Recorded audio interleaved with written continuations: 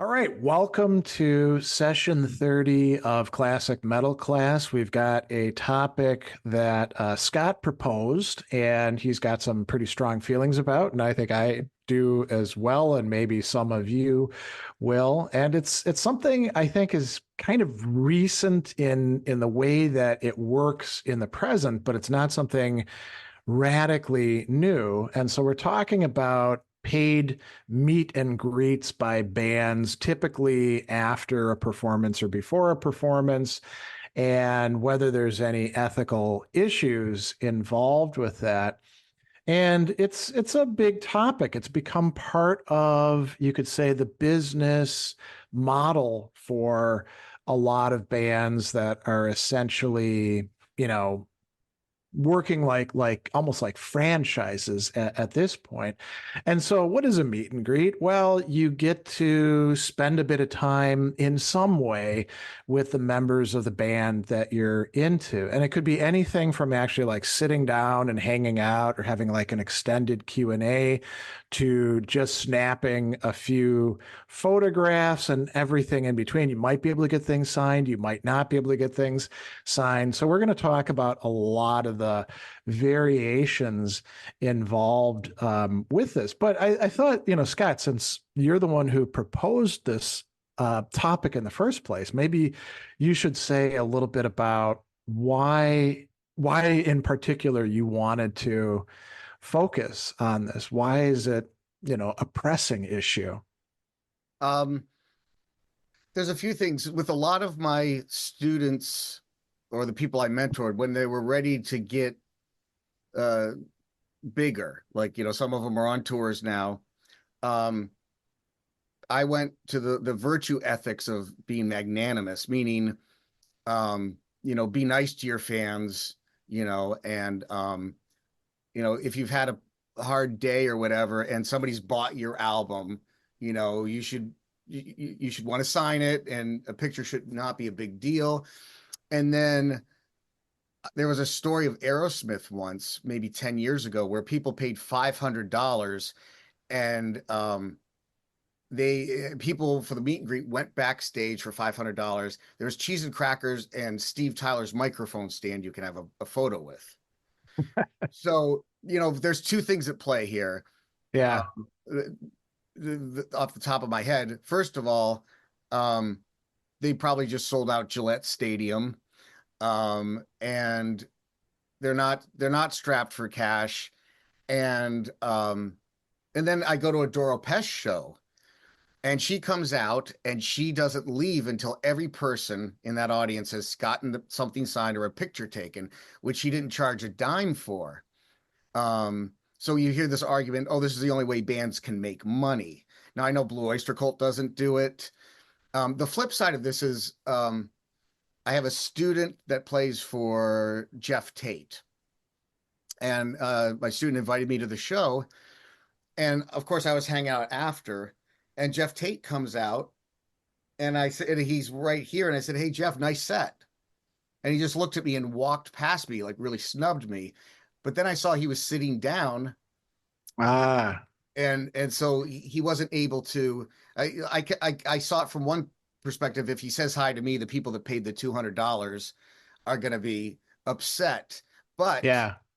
as I felt a little contemptuous that, hey, I bought all your records. I've bought tickets to your shows since Mindcrime. I've bought, and unless I pay you the $200, you're not going to acknowledge me.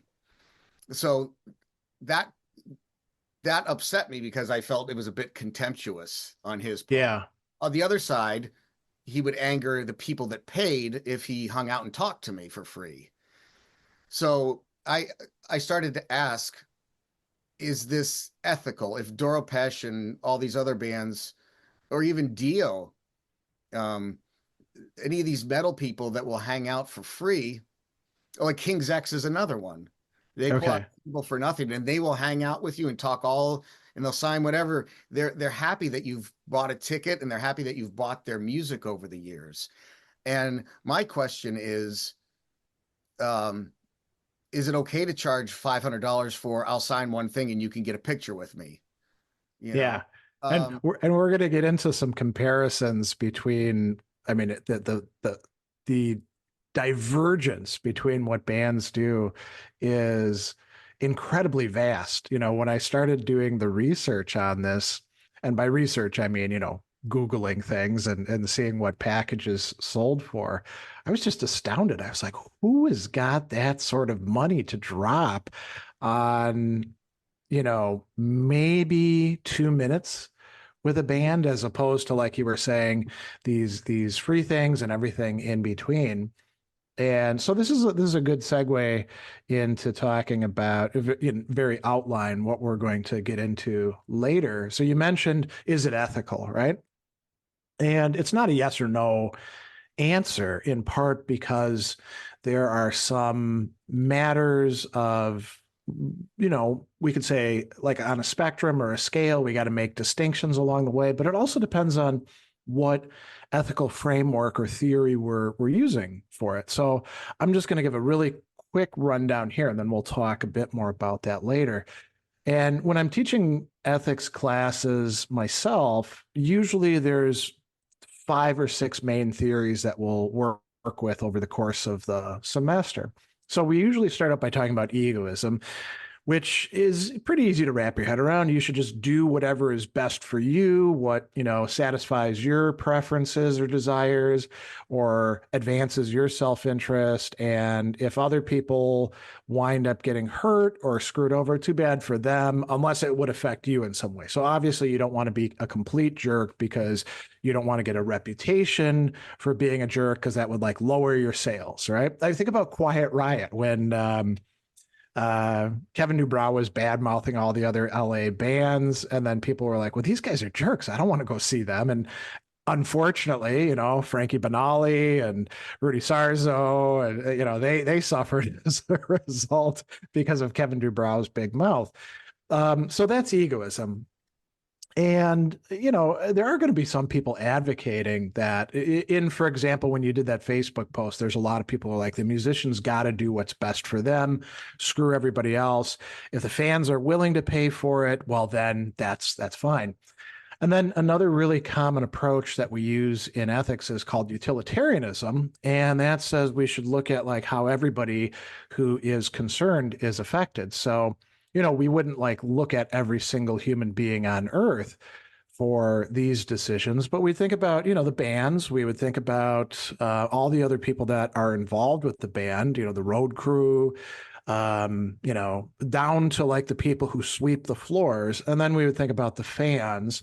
And you want to pick the outcomes that are going to have the best positive balance of positive things versus negative things. So you kind of adjust your stuff. And something could be, from a utilitarian perspective, good in the present, but not good 20 years from now when conditions have really changed. And I think that's the case in the music industry. And then we talk about deontological ethics. That means duty based, and it can be done in terms of like rules. You should follow the rules or follow what authorities say. Or it could be in terms of principles. And oftentimes it'll mean going against your inclinations or interests, doing the right thing because it's the right thing. And then you've already brought up virtue ethics a little bit, talking about magnanimity. So virtue ethics is another popular approach, and it says we should really look at what character traits are being shown or developed. So magnanimity or great souledness, um, expecting, honor from people who are high up, but then when it comes to your audience, who are kind of ordinary people, treating them as if they matter. That's something that Aristotle could recognize as good behavior. I think that we'll also see that justice as opposed to greed could fit in there, generosity as opposed to stinginess. Maybe courage plays a role, maybe that might be why, say, bands like Blue Oyster Cult don't actually require that. It's not just that they're financially set. They're like, well, I'm fine hanging around for, an hour afterwards to do that sort of thing. So we're going to go into all those sorts of things. And I think we should probably start by talking about nuts and bolts or dollar amounts. And so I went through, and I'd like to get your reaction to some of these, Scott, and anybody else who wants to chime in. We're going to start with the most expensive ones. So Metallica. Metallica has all these enhanced packages. And the lowest price package, Frantic, costs $414, and it doesn't get you a meet and greet. It gets you early access to the general admission section of the venue, which seems to be a common thing. So it means that you get to go in and bogart the front row early on, but you're stuck there for hours waiting for the show to start. Maybe you'll hear the sound check, which is kind of fun.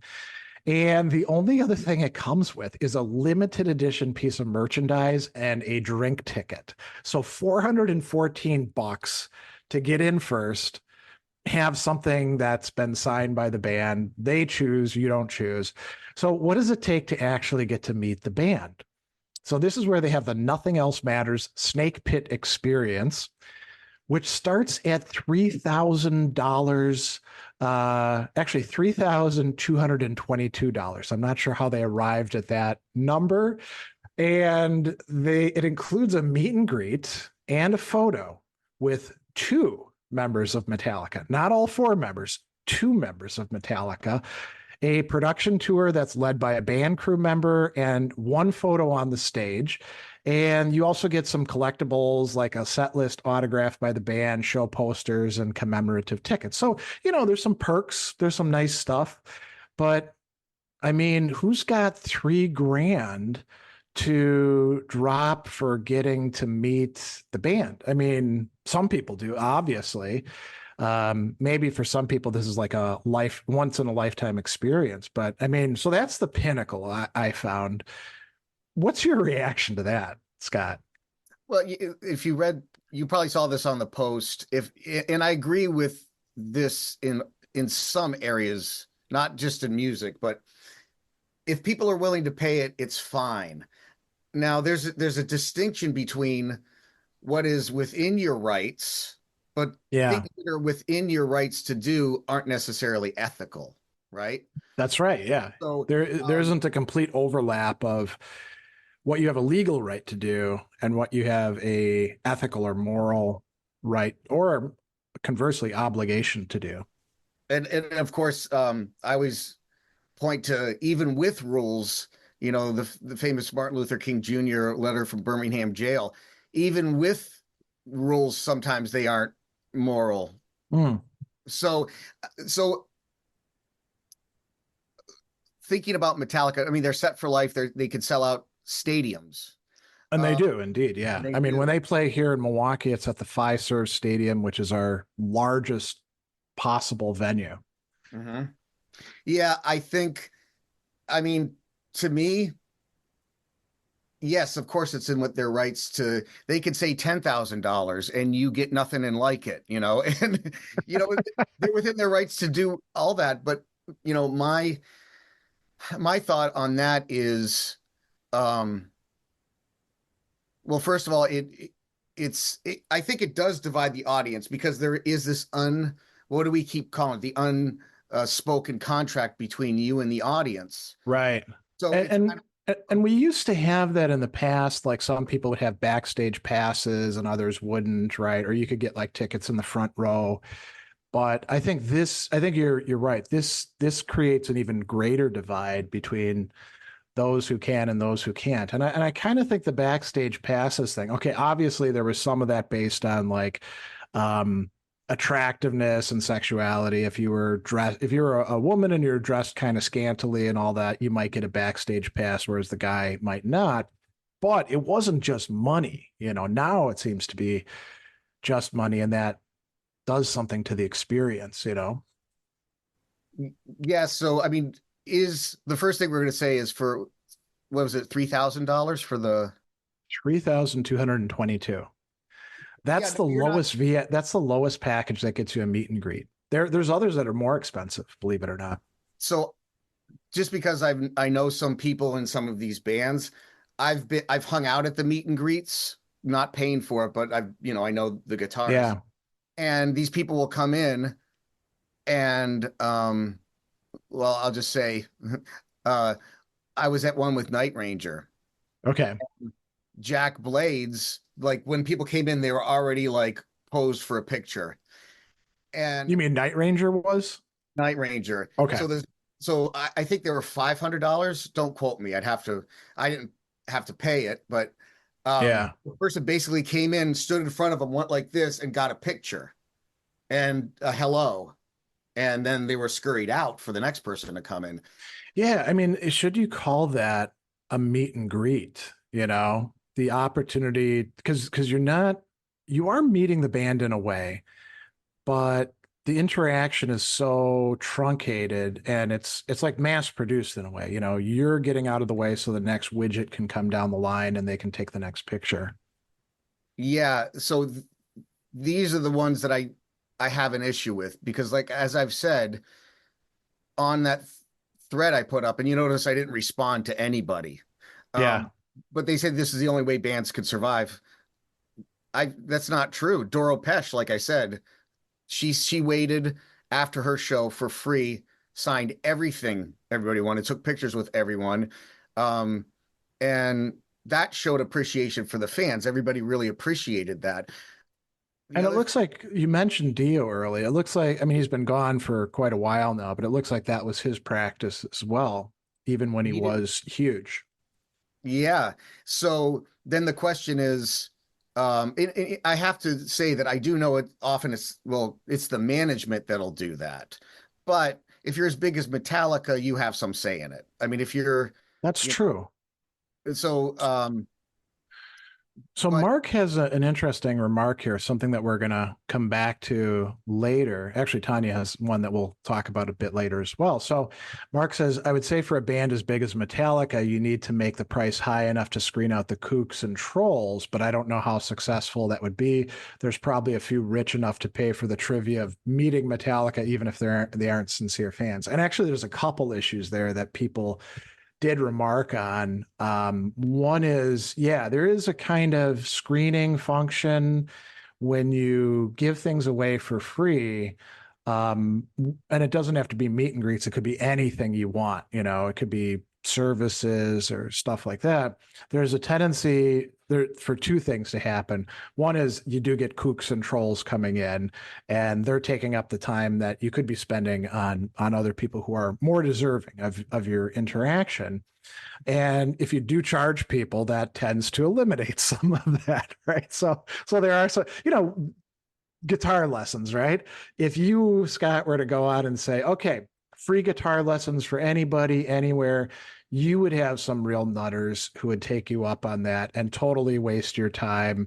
And you'd be trying to explain to them, well, you do need to actually learn some scales and chords. You can't just stand there with a guitar, and they'd be arguing with you.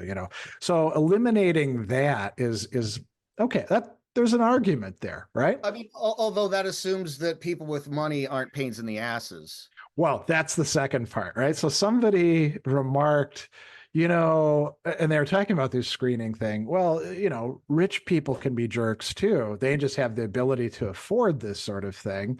Right. And I think that's quite right, you know? Yeah, so on that level, we're looking what you're getting for $3,000. Really nothing. Now, that brings up another point I wanted to get your reaction to. And with some of these other bands that winds up being an issue as well. So Metallica's four guys, arguably the bassist ever since Cliff Burton died is kind of less important than the other three guys. But would you want to do a meet and greet that's only half the band? Now, which I half sure is as hell wouldn't. but which half is it? Who are the two people you meet? Well, Is it yeah, and let's say that it's. I mean, who would be the two that you would want to meet the most? I mean Probably Kirk Hammett, right? well, Because everybody would want to meet Kirk and not Lars, probably James Hetfield. James. Those are probably the prime two, right? Yeah. So with Lars, you've got to leave out one of those people. I mean, even if it's the two that you wanted to meet, is it still, I mean, by meet, you're not going to have a deep conversation. You're going to go, oh, Right. Holmes, I saw you back in '82 and da da da. Okay, but for over 3 grand, you I mean, it's essentially, I think, taking the money in this case because Yeah. and I've seen it when they say one picture on the stage, you're not allowed to take the pictures. The crew takes the pictures. They're in control Yeah. of what's taken. Now that's an interesting feature, right? Because as we go down, as we look at some of these other bands, as we go down in price, um, it tends to be less and less professionals taking the picture and you get whatever picture they want. And sometimes they put your picture on their website so anybody can see your picture. And it tends to be more, hey, bring your phone and take as many selfies as you want, which I think is probably a lot better. And maybe they want to have like some professional control over it. I don't know. But that's a great segue into talking about Kiss because this is precisely one of the issues that comes up with them. So Kiss on the end of the road tour, they had a silver and a gold package. The silver package was $1,000. Doesn't include tickets. And what you get is a personal photo opportunity with Kiss, exclusive access to the Kiss Army Captain's Hospitality Lounge, including a VIP bar with wine, beer, and the Kiss End of the Road signature cocktail, hot and cold hors d'oeuvres, and a dessert bar. Then an appearance by a member of the Kiss road crew. I'm not sure why anyone would want that. Dedicated VIP entrance. We already saw that, right? Autograph Kiss 2020 End of the Road 8x10, a $100 merchandise voucher to be used in the online store. And so not in merch, but only online. And then a commemorative Kiss meet and greet laminate and access to crowd-free merchandise shopping, which basically just means you get to hit the merch booth first, right? That's what the access means. So for $1,000, that's what you're getting. Now, there's a lot of people that report with these things that the hospitality lounge, okay, so you get a free drink, and then anything after that you pay. And the food, who knows what it's going to be? It might just be like, a charcuterie board or, something you'd buy at Costco.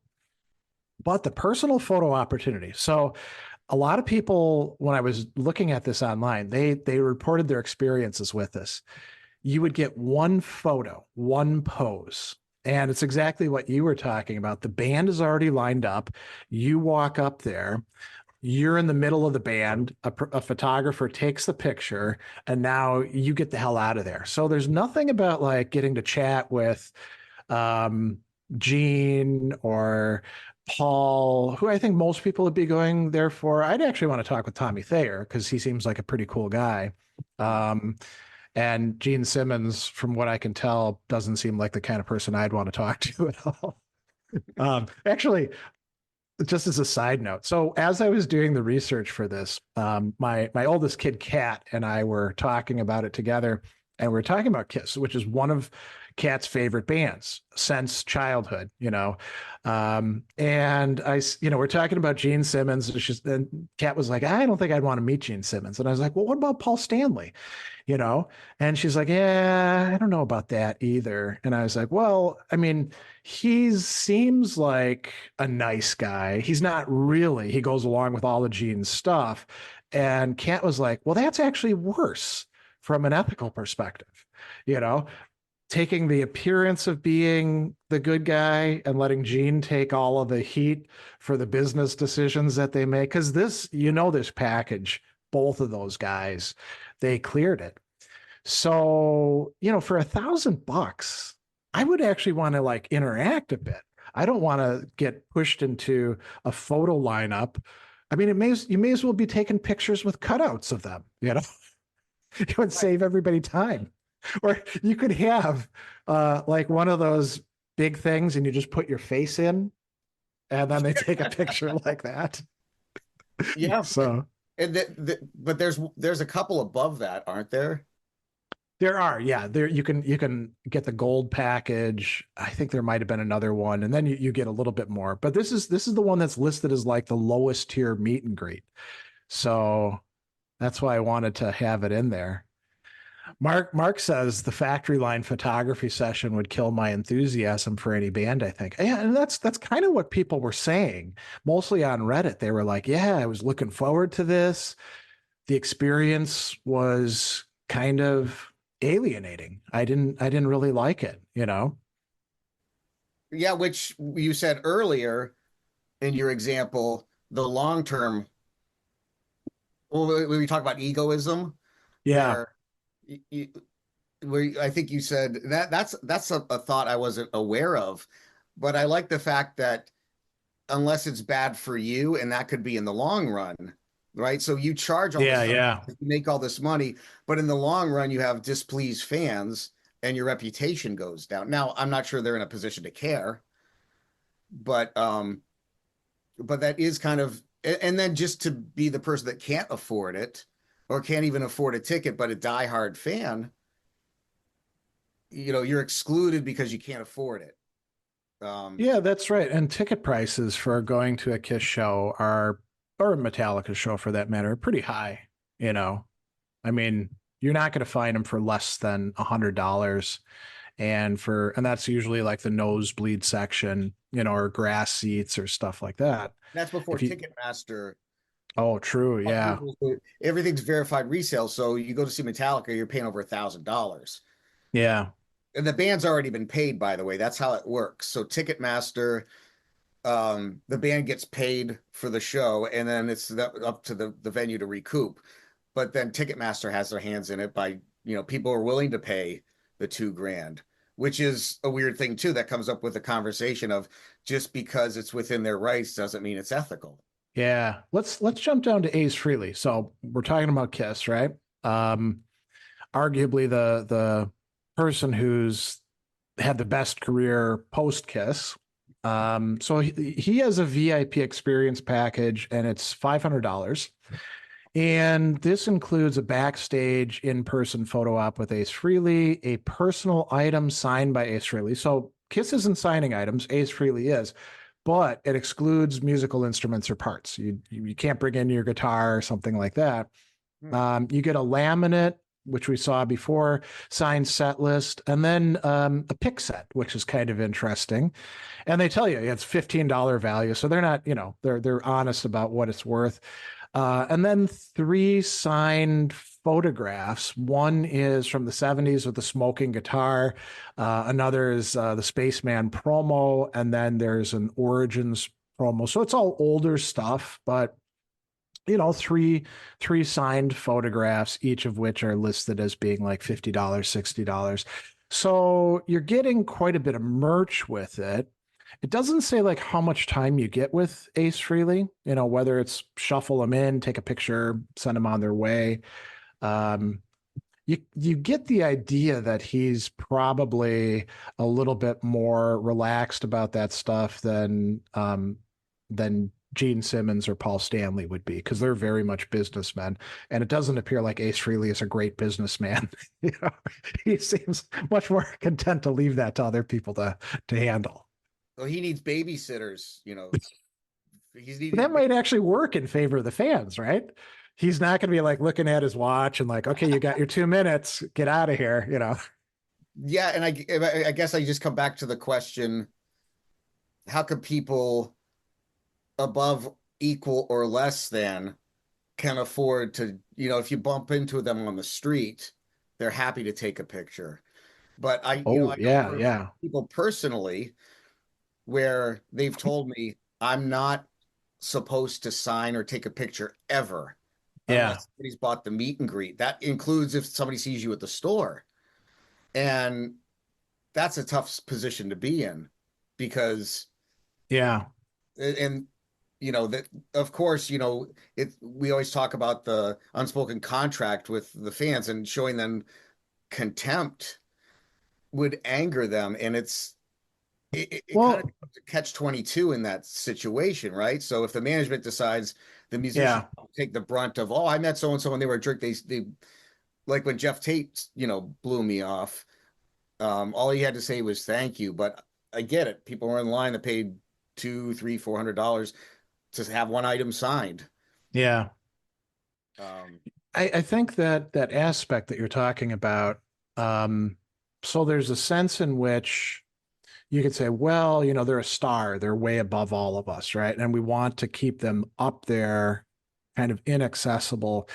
But part of the ethos of metal, I would say, from the 70s onward has been more egalitarian. I could be a star like them, or they're still like us. And if they become too aloof, then we're like, well, they're kind of a jerk. And the songs don't appeal to me in the same way if that becomes the case. When there's news about how people act gets public. It was interesting. We saw Kiss at live at Letterman in New York City back, I want to say like maybe 2013, 2014. And in New York City, it's very hard for bands to like get away from the fans because of the way the venues are set up. So everybody's out About by the the front back door. door.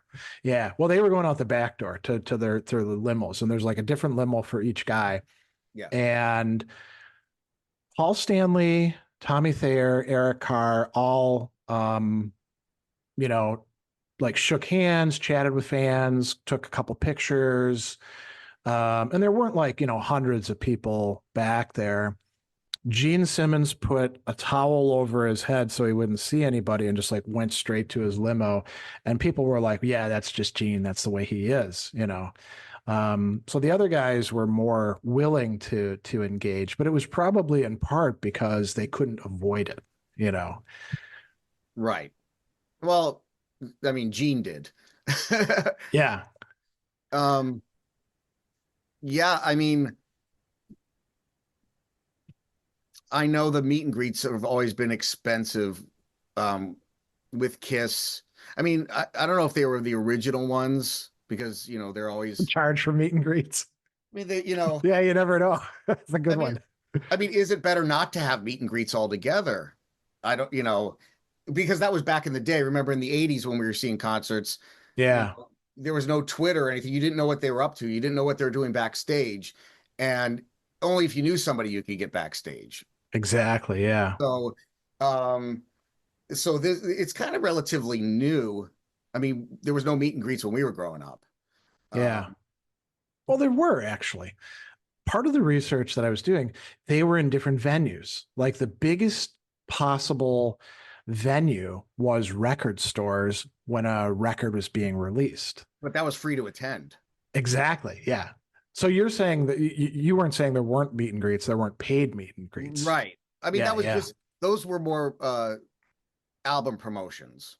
Yeah. And I think that the different, what would we call it, business structure of the music industry back then, that could be like rolled into the expense of producing an album, right? That's You knew part of you the were gonna have to do promotion. exactly.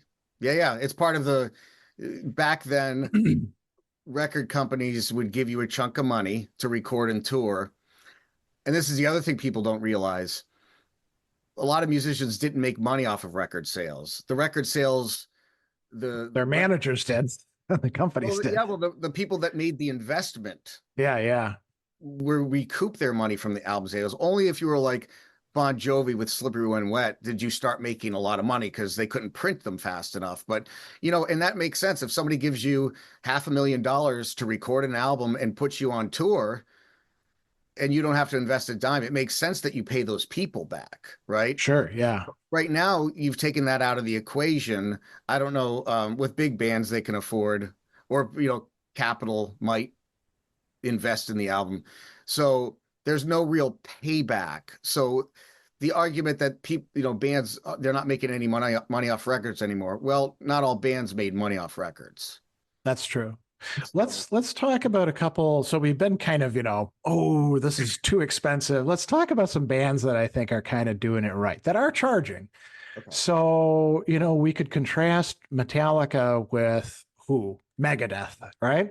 So Megadeth has meet and greets, and it's interesting because they divided up their individual with different band members. And so It includes an after show meet and greet, an individual photo, one personal item autographed, and a commemorative laminate. Dave Mustaine, who's the big draw, to do the meet and greet with him, $375. Any of the other members, it's $175. Now that's much more affordable, right? And it's individual, so you're actually getting FaceTime not with the band as a totality, and maybe getting pawned off on, the least important member. If you sign up for the Dave Mustaine, you get to meet Dave Mustaine. If you, want to see some of the other band members, like let's say you're a drummer, you probably would want to see the drummer, or the bassist, or, whoever. So that's kind of cool. Another one that I thought was really great. So Saxon and Uriah Heep actually offer a joint VIP experience for $160. So you get a photo opportunity with each band, and they tell you bring your own camera phone. So you get to take as many as you'd like. You get a laminate, you get a Saxon merch item, you get a Uriah Heep merch item, and you get a signed 8x10 of each band. So, that's affordable. That's pretty cool. And then Armored Saint, who's out on tour now with Wasp. Oh, and we'll have to talk about Wasp because they're kind of in between. So Armored Saint is charging $50 or €50 or £50, depending on where they are. So you get the meet and greet, you get a photo op with the whole band, you get an autograph photo, you get a laminate, you get your own personal item signed. There's no you can't bring a guitar or anything, and you get first access to buy merch. So for $50, I mean, that's really quite good. And I think that sets, to go back to Mark's point, it sets a bar, so you're not getting all the weirdos coming in who want to tell them about their cats or something and how they listen to Armored Saint or whatever. Or, you don't get some troll who comes in and he's like, you sucked in Anthrax, to the singer. And that, that looks like a very workable one. And now notice, right? So if anybody needs to make money to keep going, it's Armored Saint. It's not Metallica. It's not Kiss, some of the other bands that are in there that have expensive meet and greets, Deep Purple, Scorpions, and with those, you don't even get to see the whole band. Like the Deep Purple one doesn't include Ian Gillan. The Scorpions, it says you'll get to you'll get to interact with select members of the Scorpions, not the whole band. Kind of in between Blackie Lawless. And he, and it's not a meet and greet with Wasp. It's a meet and greet with Blackie Lawless, which makes total sense because Wasp is basically Blackie Lawless plus whoever he's hired to work with him at this point. So that one's $350. You get a personal photo with Blackie. You get two personal items signed by him, but he says no guitars, pick guards, or instruments. You get a laminate, you get $50 credit at the merchandise stand. You get 3 guitar picks. And then this is the part I like, Q&A with Blackie after all the photos and autographs. So he's sticking around and he's going to answer questions. Now he answers about 4 to 5 questions. So the people who reported about this said, okay, you got to have your question ready to go, but it's a little bit more of a connection. And you also get to take a photo with that special mic stand Elvis that he takes all around. That's kind of a combination of a mic stand and a motorcycle and some other stuff as well. And you're entered to win a signed guitar as well. So for $350, not too bad. I don't have that sort of money to go hang out with Blackie Lawless, but I could see how other people might, I mean, yeah. But still, we haven't hit what I would personally consider money's worth. Okay, so that's a good distinction to make. What value are you actually getting? To me, it seems like you got all the tangible items that you take from it, some of it which could be like you bringing something to get signed, And then there's photos and maybe guitar picks and, you know, a laminate that you can like, I don't know, where do you wear that to impress people around the house, you know, at the beach, whatever. So you got all these items, and then you know you get to take photos with the band. All of them include that, but it seems like some of them you're getting more of a photo opportunity than others. But I think what people would really like to pay for is getting to interact with the band members. And, you know, we could talk about like two levels of interaction. Like when you go backstage with somebody with a backstage pass after the show and you're actually spending time backstage, you know, you've done plenty of those sorts of things, Scott. You know, it's not just, hey, I loved your latest album. I've been listening to you since 1986. Please sign my thing. You chit chat about stuff. You get to know people, right? And it doesn't seem like in a lot of these, like you're getting anything remotely like that. Well, exactly. So this is a question for you. Um, if we're talking, because you had listed the different kinds of ethics, Yeah. utilitarianism. Well, how would you apply that to what's going on here? Who's involved and who's benefiting, and Yeah. is the right amount of people benefiting? I mean, could you apply that to this level that we're talking about? I think so. And actually, there were a lot of comments that I think brought up a really relevant um what would we call it consideration. Okay. So it had to do with when you see an artist and you're paying for that artist, you're not just paying for four or five guys up on stage. You're contributing to like a whole, no, you're not the whole industry, but at least, you know, all the people that are working for them.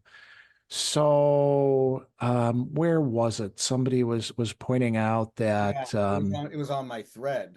It was yeah, I've got a number of these in there. So, you know, you're paying for the people who do the scheduling, you're paying for the road crew, you're paying for all sorts of other people, maybe in some office somewhere that keep the whole thing going.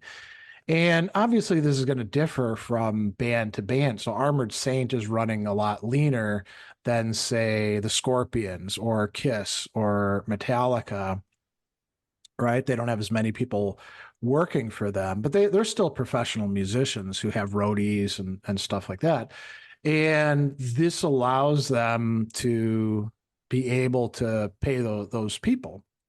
I can see some, you know, some good argument there. Although that's making a big assumption. People are making an Yeah. assumption they don't know to be true. And And that's what is that? they're assuming that the money is going to everybody. I mean, I know some artists that have to do the meet and greets that don't get a dime of it. The management takes it.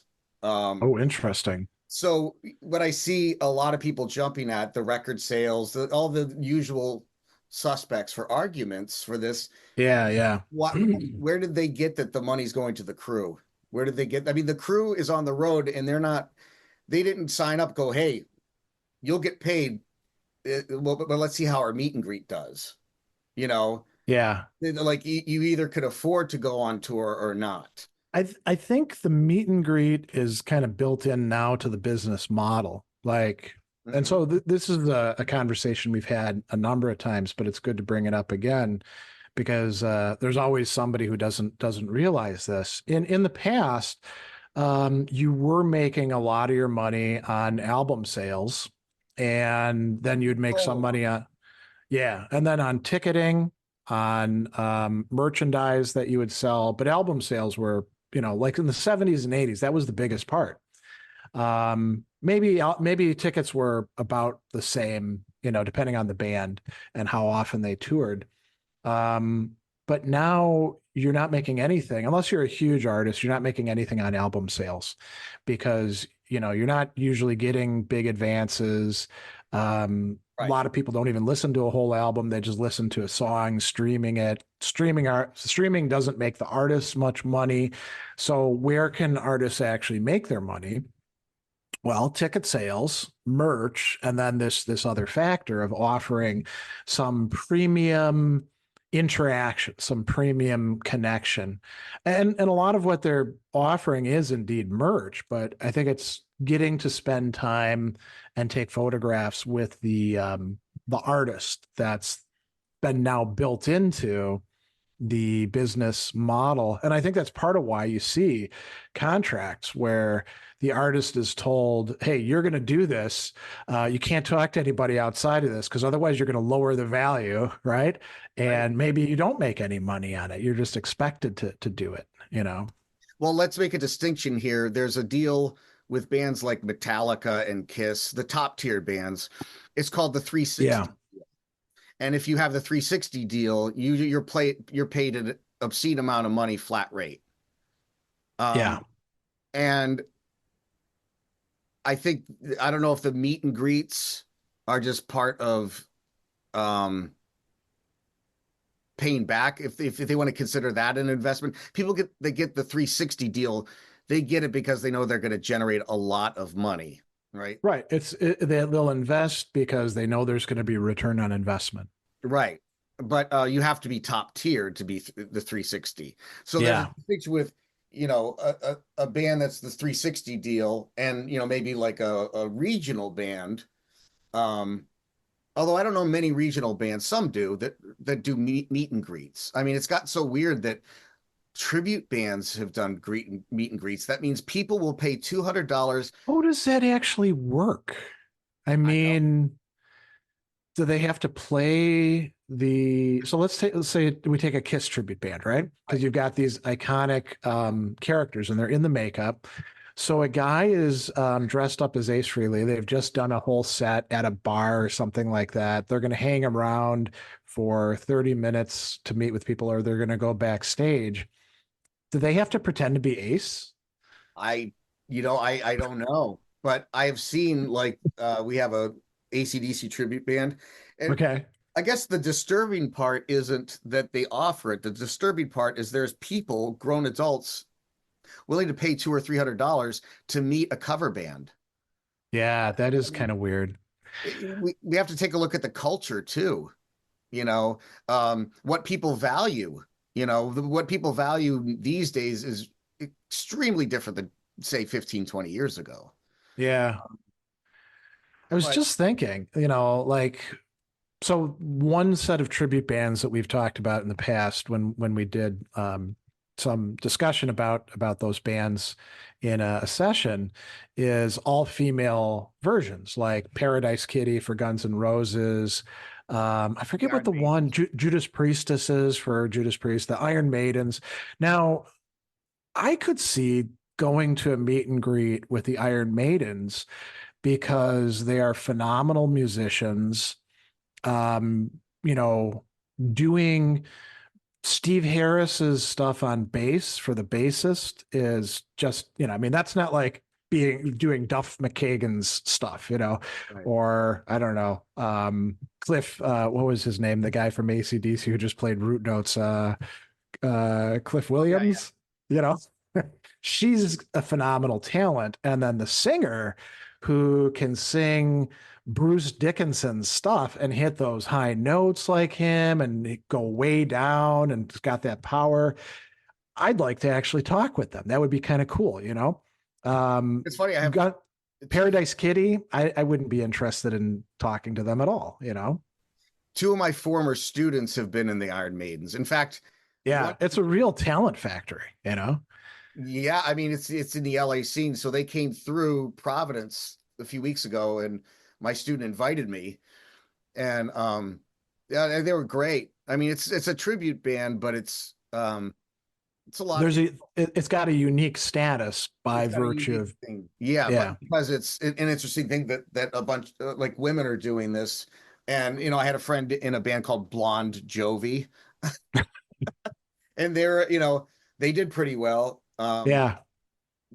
But yeah, but otherwise to charge for them, for just like an AC/DC cover band, you know, I realize I'm not like most other people, but so far anything you and I have discussed has not had any value to me. Like even if I had the money, Well, anything. actually, so let me put you on the spot and let's ask the people who are attending. Mm, Let's say pick whatever band you want. You get the opportunity to do a meet and greet, and let's set a dollar amount as 150 bucks. So it's pretty cheap. It might actually that might actually be the cost of the ticket, on top of it. And what would constitute getting real value that you would need in order to feel like it was worth doing it? Getting guitar picks, I mean, you can just buy those online. I don't know that like autographed photographs that I would care about that sort of thing. So Scott, you start. What do you want in an actual meet and greet? the things that are most attractive to me that people have thought of is the 30-minute acoustic set. Mm. So let's say there's So 30 an of, additional musical performance. so they sit down and then like maybe 45 minutes of Q&A. Oh wow. So Okay. I mean at $150, let's say 50 people buy it. Yeah. Is that worth the band's time for like an hour and a half? You know, but like 150 is a little steep, but if I do get to see a unique performance, that would appeal to me. I mean, 45 minutes of Q&A, I don't think that would be unreasonable at all. We went to the Bruce Dickinson, I forget what it was called, but it's like a spoken word Oh thing yeah. that he does. And he's got like pictures and he's showing like, when he had cancer and when he learned to fly and all, telling all sorts of stories. And that was pretty cool. If I remember, I think there were a few questions that people got to ask, but not a lot. It was mostly like him doing his shtick in a very entertaining way. And then they played that new video at the time, the writing on the wall, and then it kind of ended. So I don't remember what we paid for tickets, but it was probably at least $100 each. The opportunity to actually get to ask questions myself and hear what other people are asking and then like get intelligent, thoughtful responses, not just like, oh yeah, man, that's when we were doing lots of drugs and I don't remember any of that. Right, which is a common thing. I one of my friends who's legendary, I won't mention his name, but I was like, what were the 80s like? He goes, I don't know, but they told me I had fun, you know. And so in but yeah, that's kind of one of the things. But if I'm getting some kind of experience, like I said with the Aerosmith one, you pay 500 bucks and you get to take a picture with the mic stand that Steven had. Yeah, I mean, that's robbery. And that would anger, right? Because it could. Yeah. that's pretty contemptuous. Yeah. Here's a mic stand and some cheese and crackers. Thanks for the 500 bucks. I mean, Yeah. um, that backfired on them though. A lot of people called their credit card companies to cancel the transaction. Interesting. Yeah. And a couple of my friends that did it said that they got their money back. Okay. So, Yeah. Arguably, it wouldn't be hard to demonstrate you're not getting any sort of real value, right? So right. Mark says, I'd pay to benefit from a band's knowledge, to share some experience or skill that has impacted their understanding of their profession or practice. A short but meaningful anecdote about their craft would be worthwhile to me. Yeah, and I think that maybe in a meet and greet, if it's more substantive like that, you gotta, in order for there to be value, it's got to be something that you're not going to get already as like a stock story that they've told in 20 interviews in Blabbermouth and Hard Rock and whatever else. It's got to be something where you're like, oh yeah, I didn't know about that, or that's an interesting insight that they've been thinking about, or maybe they tell you about what they're thinking about for their next album, or. Yeah, I think what Mark and I are speaking on is um, we're not looking for the celebrity aspect, right? So these people are willing to pay, and so Oh, they can post it on Facebook that right. they were with this band, and I see it a lot. And people pay $1,000, and for a lot of them, the purpose is to show it off on Facebook, the celebrity side, which I'm not interested Yeah, in personally. Now, something like what Mark said, or me saying, the unique acoustic set that other people don't get. Well, now you're talking about more of an experience, right. a unique experience that you were part of as a performance that the other people that night weren't part of. But you still get to see the show, and everybody gets to see the actual show, which is a moment in itself. But I think, for me, there's a distinction between, am I paying for the celebrity aspect?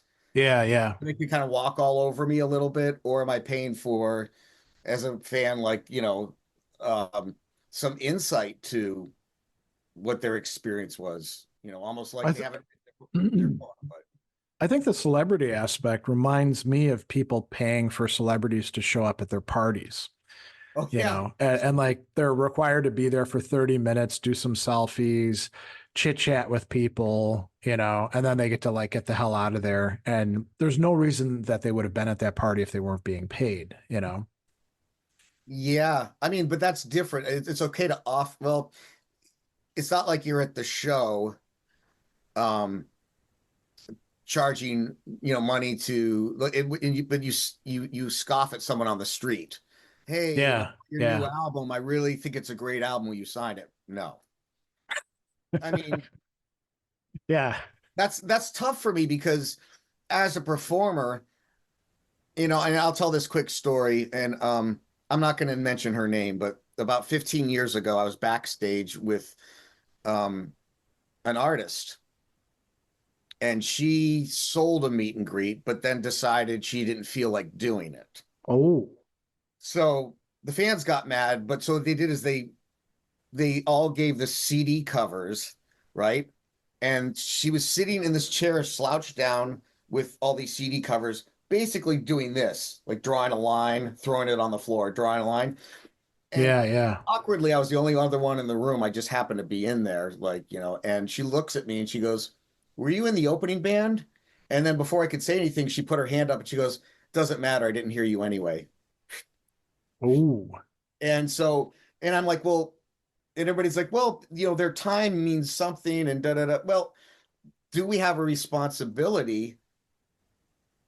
Do we ever, if people have paid for the ticket, have bought or stuff, is there an ethical responsibility to be magnanimous? yeah. Is There there, were oh, go ahead. there were a couple interesting comments in your thread about time. So one person wrote, I don't think I'm entitled to a band's personal time and patience in exchange for nothing. Paying for a ticket gets me in for the show, nothing more. I don't know why people would expect the band to be able to meet and give the same attention to everyone at their concert. There's no time for that. The artists need to clock out too, and clocking in means being paid. Now, this is something that I think is quite true, not just in the artistic world, but also, as like a somebody who's got a semi-public intellectual practice, let's say. So she says, people are very comfortable expecting the world from people in the artistic field just because it combines passion and work. There's also a little resentment towards the artist for even having the opportunity to enjoy what they're being paid for, because so many people hate what they do to pay the bills. They feel like artists should give more of themselves in return as a sort of penance and gratitude, and they forget all the work that goes into making the music in the first place. That's true, but I don't think it applies to this. You Yeah, know, like, if I have to play a wedding because they pay the most, that's clocking in yeah. and out. You know, at Well, and midnight, you've told me stories about how the people at weddings are often jerks, and they're you drunk know, and you're yeah, playing I Will Survive and you're hating life. That's a clock out moment. As opposed to when I go out and perform my own music, yeah. it's not like I finish. I'm like, all right, you idiots, I'm out of here. This is I'm not on the clock anymore. Well, you're never on the clock. You're already been paid. But It raises a really interesting issue, and then we'll go to Anna's comment. Um, so let's say you're a musician and you're known for a certain set list, and you've been doing it for 20 years. and people want to chit chat with you afterwards about it, maybe you'd be like, I don't want to talk about this anymore. Like you think about like bands that had a hit that they came to hate, like Warrant with Cherry Pie, right? It was a B-side throwaway thing. It became their biggest hit, and they're expected to play it at every time that they play. And they're like, we hate this song, you know? Or Radiohead with Creep, you know, is another prime example. Okay, so that's one thing. Now playing your stuff that you don't often get a chance to get up on stage and do, where you've invested a lot of your time and thought into it. And the stuff that you're doing is straddling genres. It's not just like, I'm going to do this to be commercially successful. What's the formula, right? You're doing actual stuff. You might want to sit around and chat with somebody who actually has intelligent questions about it after the performance, because you're like, oh, somebody got it. This is providing value to them, but it's also providing value to me. Whereas I could well imagine that, 30 years in, I mean, so 1984, we're talking 40 years now, right? So let's say you're in Deep Purple. And I don't know, because Ian Gillan doesn't do this stuff and Richie Blackmore isn't in the band anymore. And John Lord's dead. So Roger Glover and Ian Pace. You're Roger Glover, right?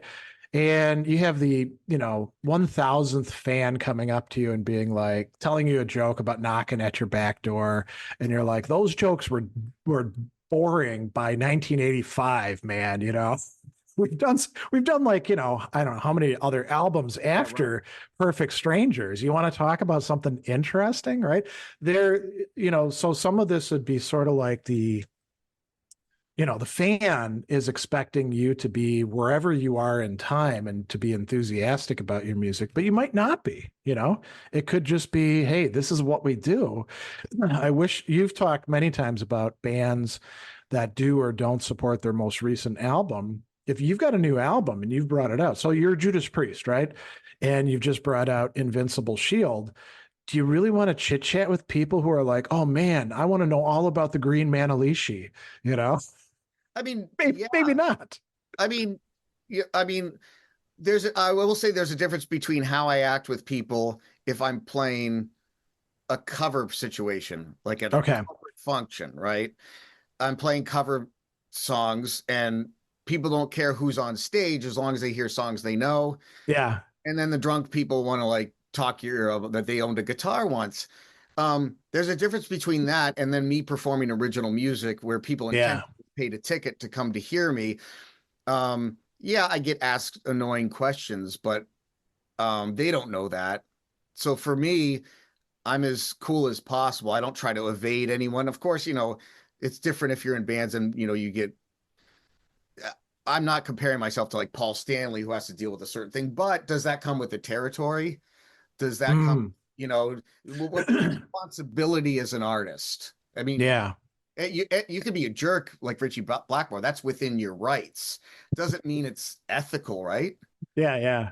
I mean, I will say something that was really cool years back, and then let's cut to Anna's comment.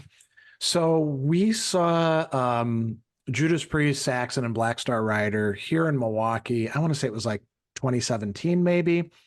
And we saw him at the Riverside, and it was a great set, wonderful. Black Star Rider, I think, got to do maybe 6 songs. Saxon did maybe 8, and then it was, of course, a big Judas Priest concert. And then it might have been the next day or the day after that, we tickets went on sale at the Potawatomi, which now has been closed, but smaller venue, just Black Star Rider and Saxon.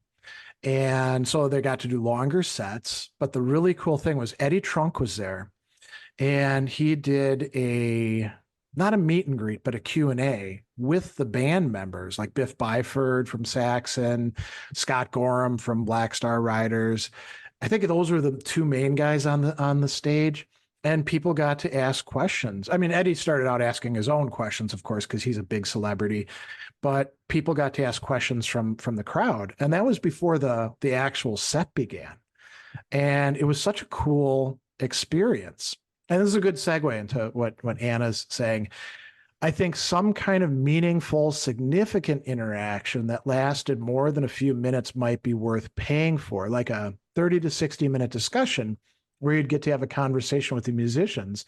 Even something like an interactive seminar with a small group of fans might be worth it, but definitely not a 30-second controlled photo op. Yeah, so you could think about the mechanics and value of this. So a band performs and you open it up to say 20 people and you charge each of them $150. So, that's a good take for 45 minutes of interaction, Q&A.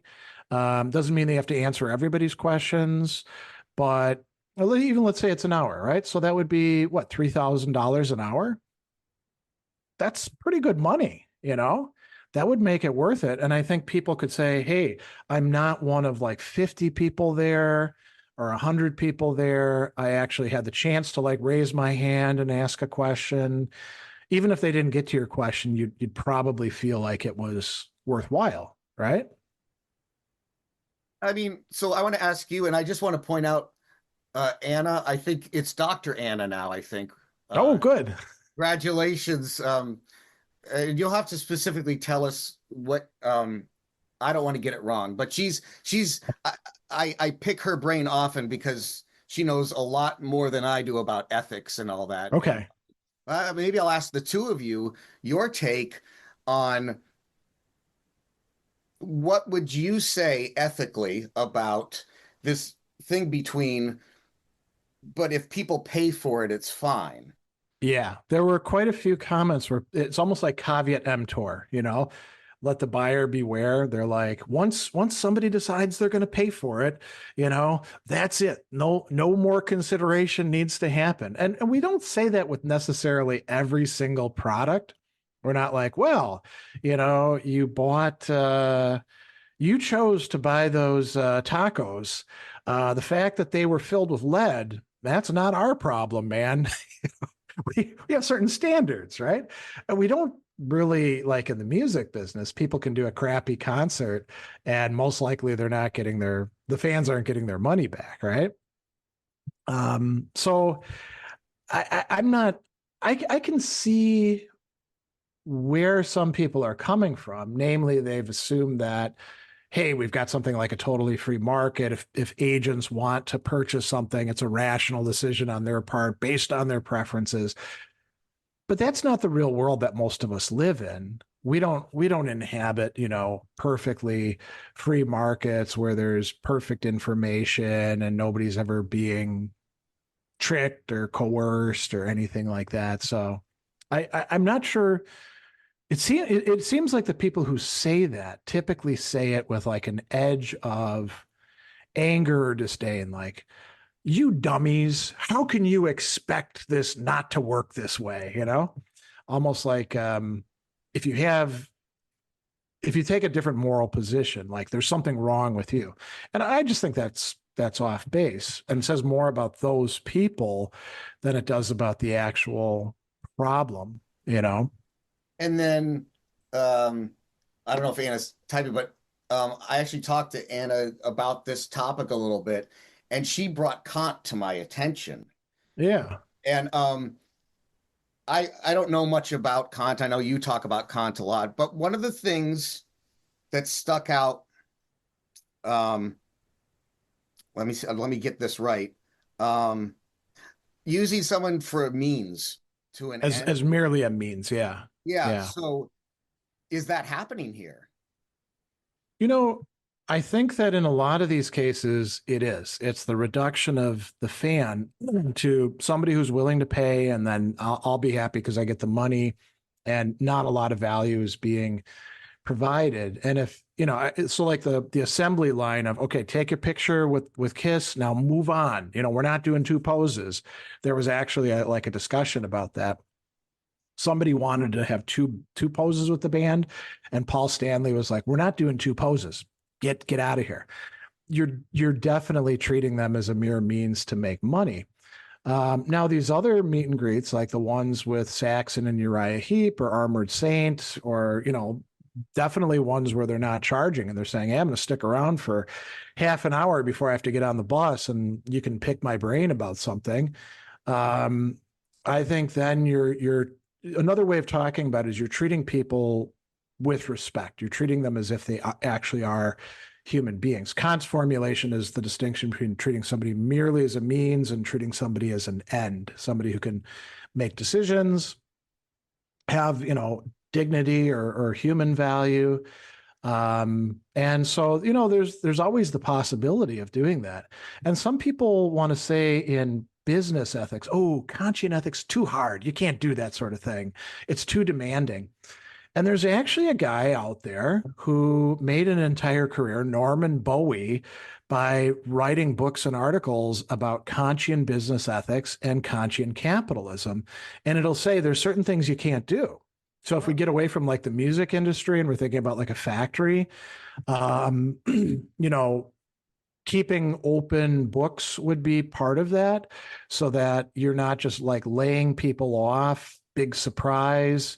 Having worker input and involvement in, say, safety practices, that's all perfectly compatible with what Kant is doing.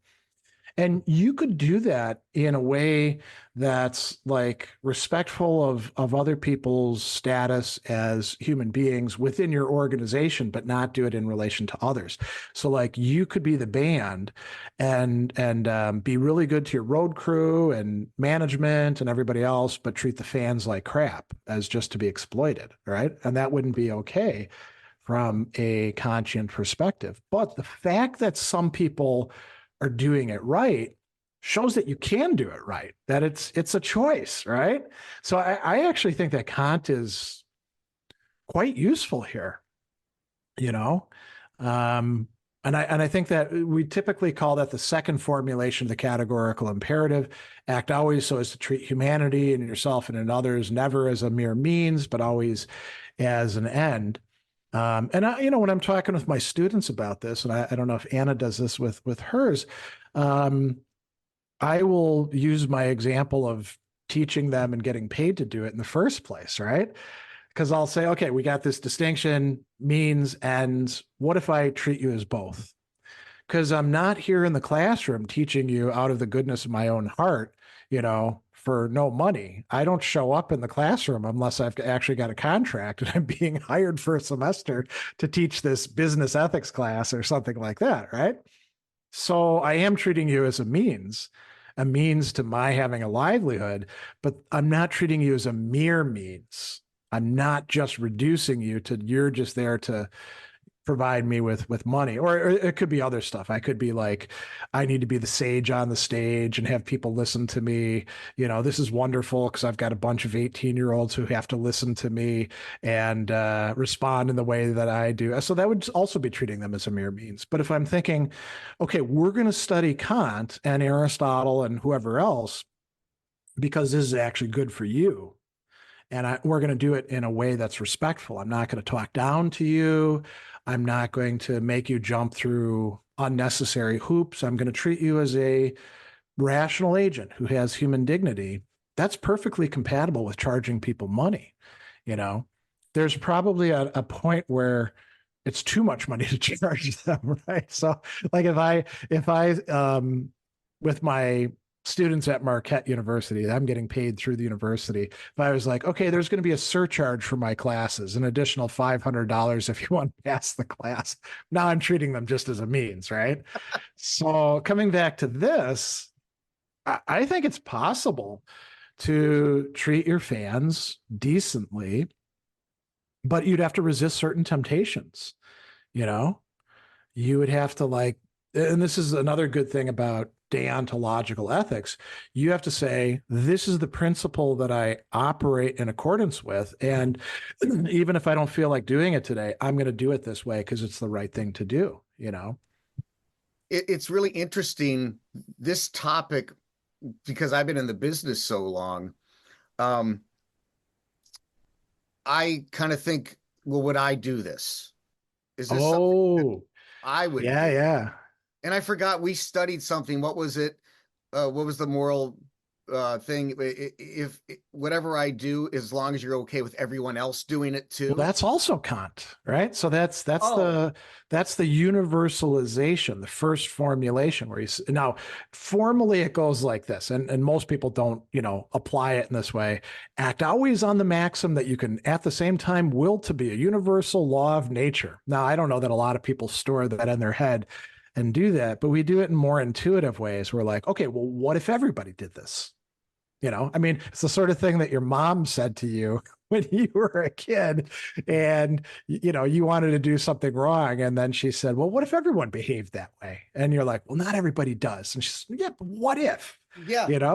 What would the world look like? Would you want a situation like that? And, I guess you could say that to these bands. You could say, hey, what if you were a fan? Hmm. What would you think about this package that you're offering and the way that you're treating me? And then they might say, well, I'm not the fan. I'm the star. So yeah, But but what if you were? you could ask Paul Stanley, like he worships Led Zeppelin. You Mm. know, what if you as a kid, Led Zeppelin did this to you? Because Yeah, yeah. he came up being a huge Zeppelin fan, and I guess that made me think: would these people charging all this be okay if the bands that they love that came before them did this to them? Um, and That's a really interesting practical way of making this work, mm, you know? I think you're probably right that any great musician, we talk about their influences, and it's more than just like, oh, I picked up a few lines from them. There's like a relation of honor in or respect, right? So, what if somebody who you really cared about did this to you? How would you feel? and so this is my position, and as of all these topics, it helps me reflect on, well, wait a minute. I've been doing this for 30 years, not on the same level or in the same, Yeah, yeah, but so as I said before, I do act differently if I'm on a cover gig with drunk people. I have a very low tolerance. I usually do disappear because I don't know what I have to offer, right? right. You know. However, if I'm playing original music with an artist, Yeah, especially if it's with another, if I'm their guitar player, I'm extra kind because whatever I do messes with a person's name on the marquee. Yeah. right. So, Yeah, yeah. but then with my own stuff, I don't think I could ever, I can't picture myself charging to sign and take pictures. I'll take a picture with anyone that wants to take a picture with me. And I wonder, Yeah. I mean, I don't want to say that I'm more ethical than those. I'm not in the same position as other people. But if I hit it big tomorrow, I don't think I'd do it either. Although I didn't hit it big when I was 18, so I don't know what the factors are. But I Well, can't. none of these bands are people who hit it big when they were 18, I think. They were all like in their 20s, and with a lot of them, they didn't start charging for meet and greets until they were like in their 50s, 60s, or even 70s, That's you know. true. Yeah, I just yeah I a lot of the stuff is with the notes I'm looking going, God, I would feel terrible offering that. That's what I did. I said Yeah. I would feel terrible. And then there were some of them like Now, let's probe that though. okay. What would you feel terrible about for taking advantage of people, for not giving real value in relation to things? I would those in conjunction because I know I'm not giving. I mean, look, the picks are basically 5 cents each for them. Yeah. They're probably at that print up like 25 cents a piece to them. So when they say it's a $30 value, that means that's what we normally sell it for, but they're giving you a 20 Yeah. cents. See, So I can totally relate to that. One of the things that was tough for me at first, years and years ago, was, outside of the academic situation, when people wanted to like take classes with me or um, do tutorial sessions or stuff like that, was being able to say, okay, I'm going to have to charge you for my time, and figuring out what to set it at. Like the classes, the online classes that I do, I keep them pretty inexpensive, in part because I think about like not just the fact that I want ordinary people to be able to afford it, but also I think in terms of like international stuff. There's some places where they just don't have the buying power that we do. So, and I sometimes let people in for free as well.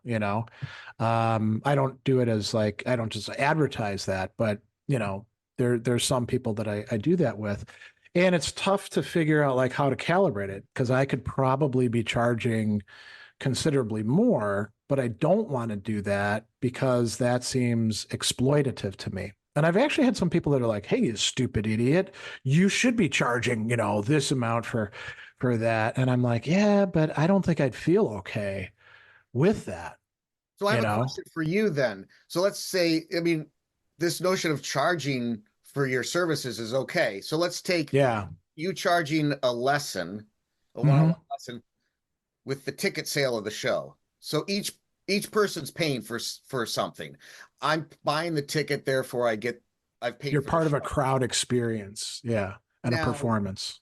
let's say you charge your price, which is equivalent to buying a ticket, but then you say, you can't ask me anything besides Kant, which we're studying. If you want to ask me anything else, you can pay me an extra $150, and I'll be happy to answer 3 questions about another topic. See, I would never do that. See, but I feel like essentially this is kind of what's happening Yeah, yeah. on the big level. Like you would never do that. That sounds ridiculous, right?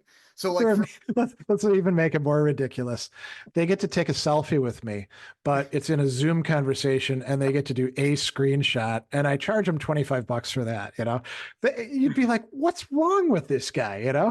Or yeah, I've hired somebody who's going to do those screenshots, right? And you'll get to choose between three of them, right? And in one of them, your mouth is open like this, and you're like, not that one. but like that's I guess that's the equivalent. These bands aren't doing the shows pro bono. Right, right. They're not, it's kind of like and it is hard to manage all these people, but if you see someone in a cafe, I know a lot of famous people that will absolutely, I'll take a picture. Oh, thanks so much. Yeah, yeah. Nice to meet you. And then others that will just, I've been snubbed because you want to talk to me? I, That's you fine. know, I'm I sort of like you. I'm not, somebody with stratospheric recognition, but I do get people coming up to me at kind of weird places Oh, because they've seen my videos and they're like, oh, first they like look for a while, and then they're like, yeah, I guess it is him, right? And then sometimes they'll come up to me and all that. Like there's a picture out there in Green Bay when we were staying up there and at the hotel restaurant, the waiter came up to me and he's like, "Oh man, I watch your videos all the time." And I was like, "Hey, you want to take a selfie?" oh, cool. Um, we had a guy at a concert years ago. We were down in Louisville, and it was a huge music festival. And he's like looking and looking, and Andy actually tracked this. She saw it, and then he came up to me and he started talking and stuff like that. And it was actually too dark to do a selfie, but we chatted for I don't know 10 minutes as best we could above the din of like listening to Pearl Jam or whoever else we were seeing that night. But I always do that sort of thing. Um, and, I actually had a guy come up to me 2 days ago. Andy had an event, a local event. I was there to help afterwards, and a guy came out and he was like, "Oh yeah, I watch your stuff." And he was a local business guy and he wanted to chat to me about different philosophy related stuff, and I don't say, "Oh, you got your 5 minutes, you're done." you know Right. but it's also kind of a different, it's less commercialized in a way, Hmm. intellectual products as opposed to musical products, right? But there with music, there is intellectual conversation, Right. whether it's about gear, whether it's about the philosophy of being too Yeah. scared to write or sing in front of people or sticking with it even though you keep getting rejected. I mean, there's Is that one that comes up a lot in interactions that you've noticed people expressing, I would like to be doing stuff, but I don't feel confident in doing it. Oh yeah, in my like I started that mentorship program, and that's probably the number one thing Interesting. was people being able to trust themselves, which I've struggled with myself personally, but I do have tools, that I've learned not only from you, but from different cognitive but it will be like or a student may ask, oh, you do all these gigs, how do you get there? And I'm like, Yeah. to be honest with you, I can't tell you There's because no recipe. Yeah. when I did it, it was a different time, and I fell into different circumstances, and I can't tell you why I'm here. I ended up here. It's not like I gave, you know, somebody my Well, seed. that's actually an interest. So this is a bit of a digression, and I do want to acknowledge Mark's comment. I'm sure a lot of people are grateful for your generosity and you appreciate not being too liberal. Thanks, Mark. That's very nice. As somebody who's known me, I think we've known each other now for about 10 years, and interacted a lot. So the what were you just now I just lost my train of thought. Where you were just talking about something and it reminded me of something else. Oh my God, now I forget. Mark, Oh what was it? well, we'll come back to it. We should swing back to talking about ethics though, because Yes. another thing that you brought up was magnanimity, which means great souledness, being, we could say like being a stand-up person, being a decent person. But we're talking about money here too. So I think that the virtues that have to do with that are totally relevant. We can talk about being generous or being stingy. What are you actually giving people? You can be too generous and then you end up getting taken advantage of and you don't do a good job giving everybody what they deserve. But you'd kind of want to be closer to being too generous than not being generous enough. So, and you can be generous with money, you can be generous with time and attention.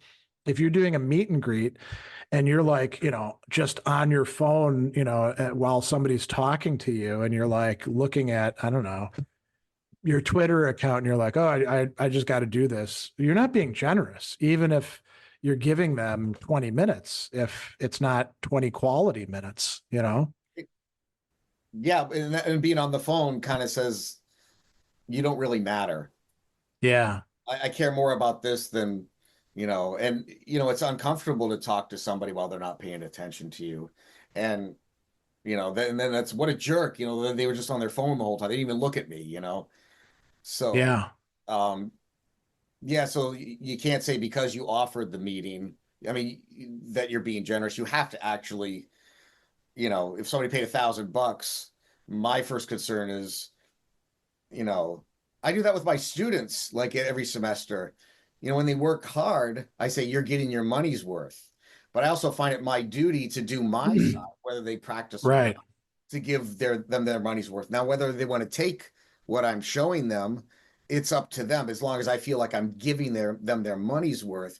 So I think that's a big consideration. It's kind of like I think bands like Kiss know they're just taking money, that this is just Yeah. you get one drink, that cost them nothing. You get some pics and photos that added up to 75 cents. Um, Yeah. and, like even the one where it's like the highest one, you got an Iceman guitar, but those were donated by, the guitar company as a promotion tax write-off. So, I mean, they're getting this stuff, but it's no skin off their back, the bands. That reminds me of when Raven, so I want to say this is like 2013, 2014, and they're a band that, came out the new wave of British heavy metal, some really great albums throughout their career. The only time they stopped touring is when John Gallagher got his back. I think it was broken because a set of stacks fell over on him and he had to do rehab for about 3 years. But so they never disbanded. They've always been out there. And in the 2010s, they decided they wanted to produce the Extermination album, which is a great album. And they had to do a Kickstarter. to fund it. The record company, I want to say, gave him like 10 grand. Right. And they were like, we know what it's going to cost to produce this. We need another 15 grand. If you'd help us out, we'll give you like a CD down the line. You'll get a T-shirt, which I still have, Raven Lunatic Kickstarter, even though it's got a couple holes in it, so I don't wear it out in public anymore. It's just around the house. And one of the things that really struck me, John Gallagher, he had a really expensive guitar, and I don't remember what it was. And this is in like the updates, and he's like, I'm going to sell this guitar. You're helping us out so much, but in order to get over the end, I'm going to have to sell some equipment.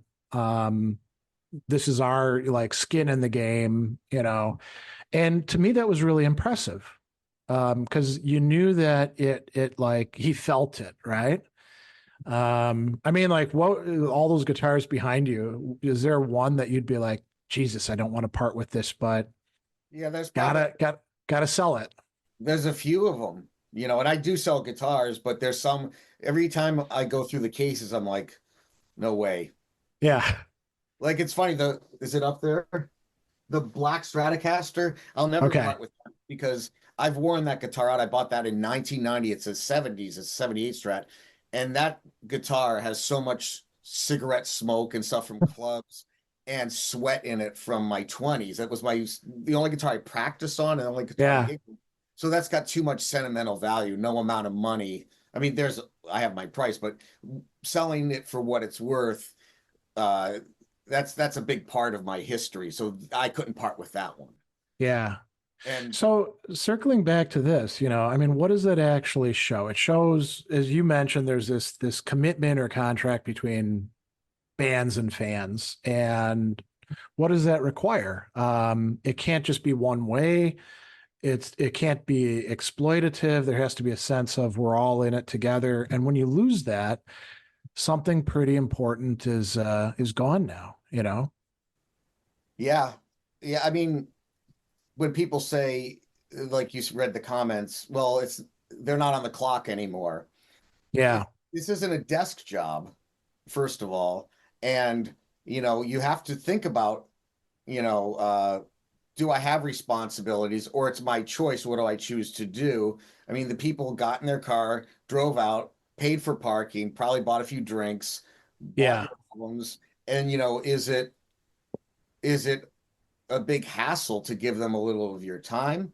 I mean, I guess that varies. Now people say, well, let's just charge them and people will pay it. But, I think a lot of people, because of what they're offering, people are paying to be part of the celebrity aspect. That's why they're fine Yeah. with nothing concrete, really. It's like, you get a one of a kind backstage pass or a one of a kind, and it's just that they get to go backstage at some points I or wonder what people actually do with those, right? Do you just like put it in your memorabilia case?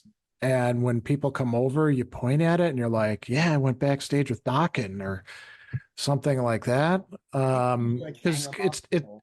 it's not like you can walk around outside with your backstage passes and people on the street will be like, oh, let me take a look at that. Right, I know. Yeah, they'll probably post it on social Oh, media. and social media, yeah. So that would be a consideration, right? Um, and maybe you'd post it in like metal groups. There's all sorts of Yeah. things you can participate in. Yeah, That's but that's interesting because then it becomes you're paying the money for bragging rights in some, essentially, yeah, yeah, which is, but we're back to if they'll pay it. I mean, I kind of agree with it in the sense of, we wouldn't have to be angry about all this stuff. I think I did a post a while ago where it's like I see people complaining about X, Y, and Z, but they're doing exactly what's causing X, Y, and Z, right? oh, Like yeah, free, yeah, like Amazon. They'll complain about Amazon, but they'll use Amazon 4 times a day, and then right. extra click to buy from an independent store. And my bottom thing is, how are you going to change the world if you can't change yourself? What are you yelling at if you can't stop yourself from feeding into what you apparently hate and bitch about all day? So it's kind of, there lies some power within. Now it's tough because that's, people like, well, people pay 12 grand for a Taylor Swift ticket. That's true. As long as those keep selling that way, what are you going to do? But people take Yeah, yeah, or max out their credit cards to do it when they can't afford it, which is too bad. You know, it, yeah. like people, to bring their kids to a Taylor Swift show, or not just her. I'm not picking on her. No, but I mean, she makes sense because she's sort of like you pick like the top tier artists of today. She's Yep. arguably up there. I mean, I think the only metal artist that would actually qualify for that top tier would be Metallica. Or Um, Maiden. Yeah. I don't know that even Maiden has that sort of Yeah, you're right. crazy star power because a lot of people that are going to Metallica shows are not metalheads. They're there for the spectacle because it is bragging rights and stuff like that, and they may know some songs. I think at an Iron Maiden concert, it's going to be a much higher proportion of metalheads. That's true. Um, Same with Judas Priest or Queensryche. Um, you're Right. probably not going to it just to like be seen or something like that. I mean, in the 80s, in the heyday of metal, maybe, Yeah.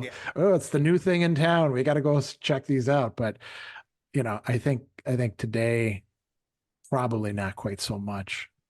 Yeah, they've kind of become a thing into themselves since I think the Black Album, right? Yeah, They yeah. when nothing else matters, and you know, Started getting massive MTV visuals. and Yeah, us metalheads were like really disappointed when I was when that album came out. yeah. Me You know, too. but it appealed to like a lot of different people that weren't metalheads. So, um, but then that's when you get mad at the band for selling out.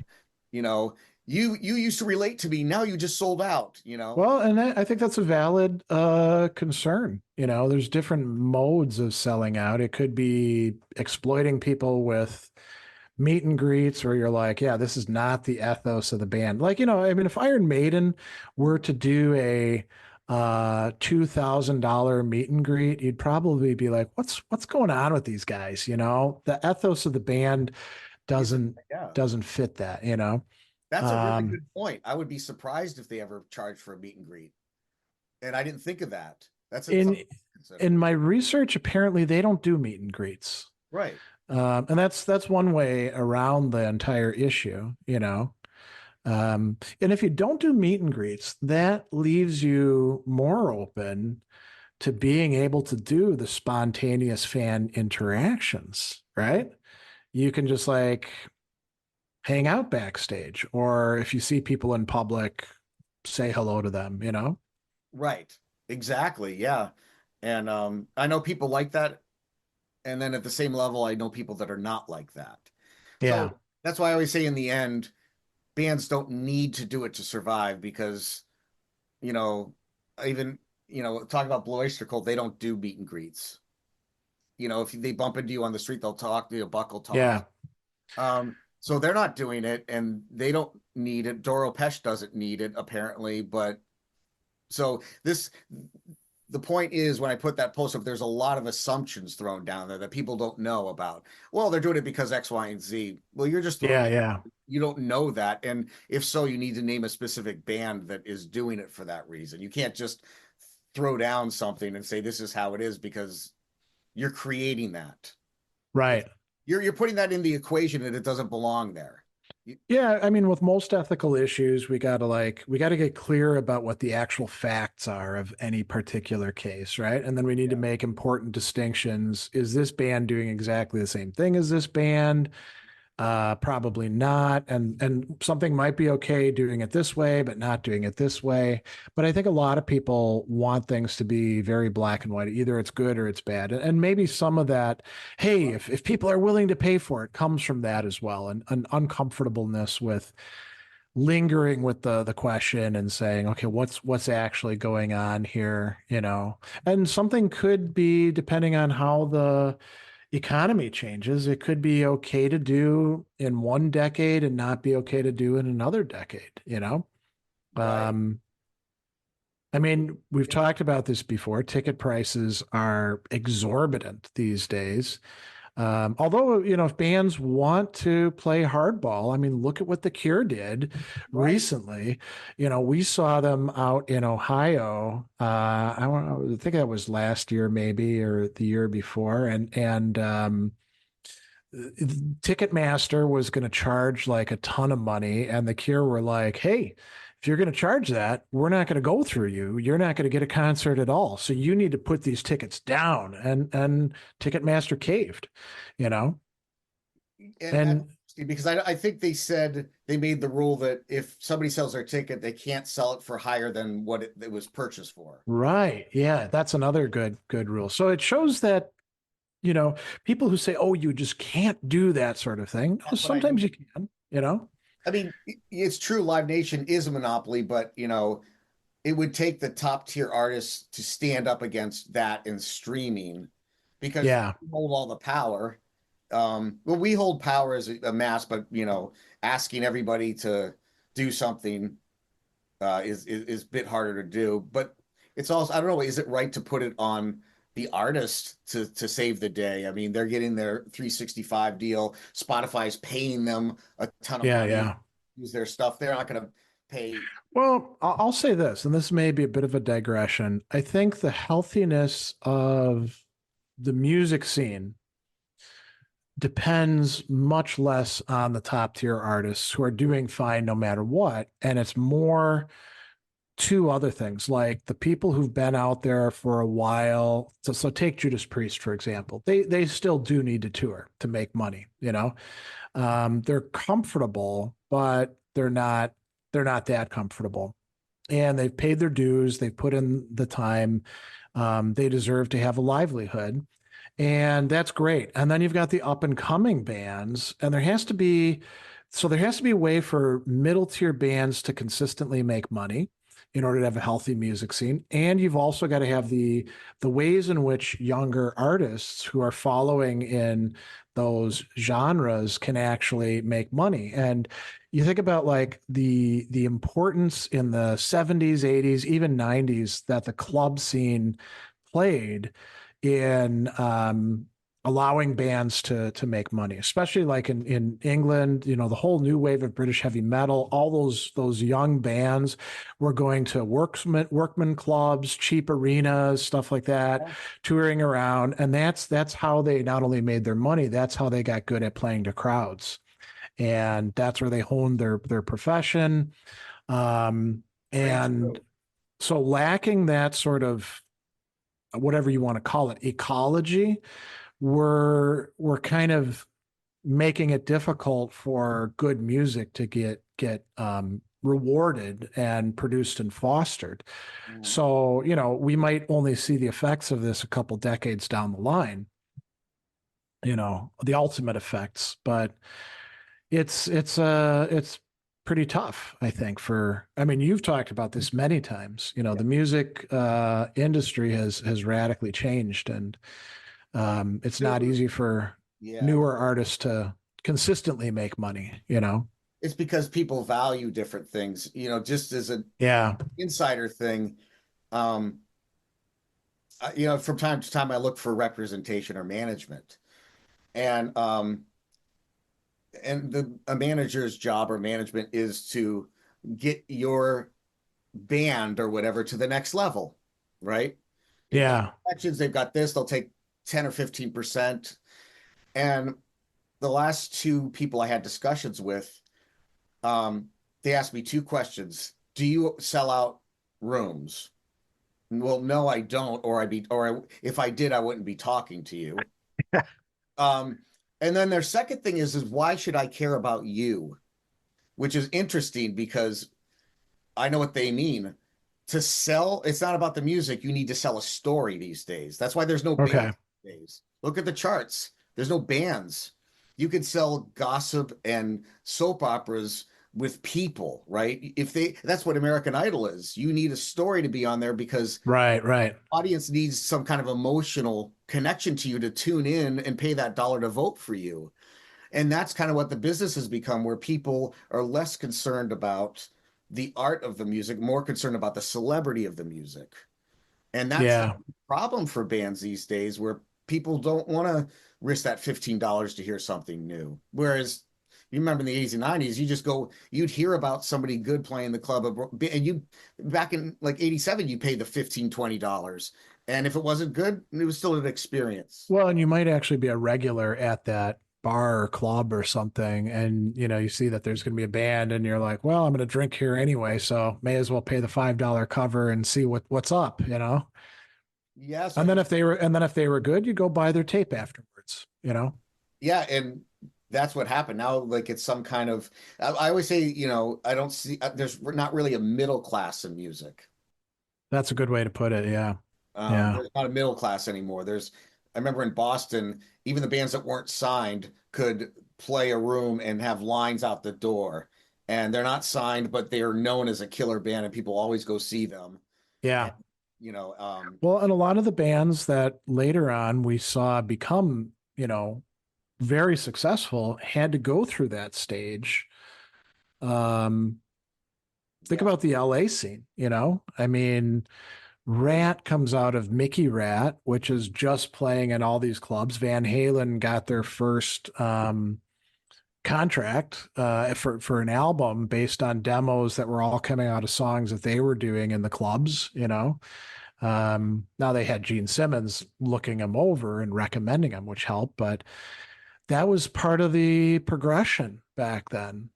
And that sort of model is broken now. So, you've taken the well, field. But anyway, yeah. yeah. Well, we should wrap this up. So, great topic. I'm glad you brought it up, and it's important to look at, in terms of the ethics of what we do in the metal scene. Wider implications, I think, for all the other music scenes. It's not like metal is unique in this way. But we can Um, be specific with the bands at least here. yeah. Any last words that you want to say, Scott, as, long-term practicing musician and somebody observing the industry? Yeah, just really quick, a lot of younger talents fall into this. If they can afford it, they'll pay the meet and greet. But they're not really willing to go out and see the local scene. For example, I teach at Berkeley in Boston, and I ask my students, do you know the local bands in Boston? No. Do you know any? No. Yeah. Now, if you're not going out to the scene, there is no scene. The quick Mm, the quickest, like if you're, so I just kind of want to mention that people at music schools that are paying money to go into the profession of music, if they don't value music themselves, there's not much waiting for them on the other end. So they might want to think about, instead of saving that $500 to go see Metallica, make it a habit of going and meeting people in, face to face in an actual physical community.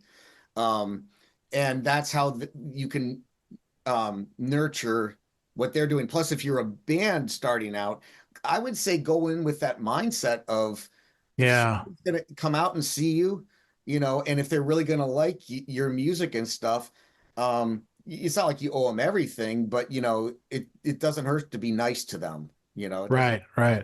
So I think we should look at this as, maybe like some of this as a model, what not to do. Okay.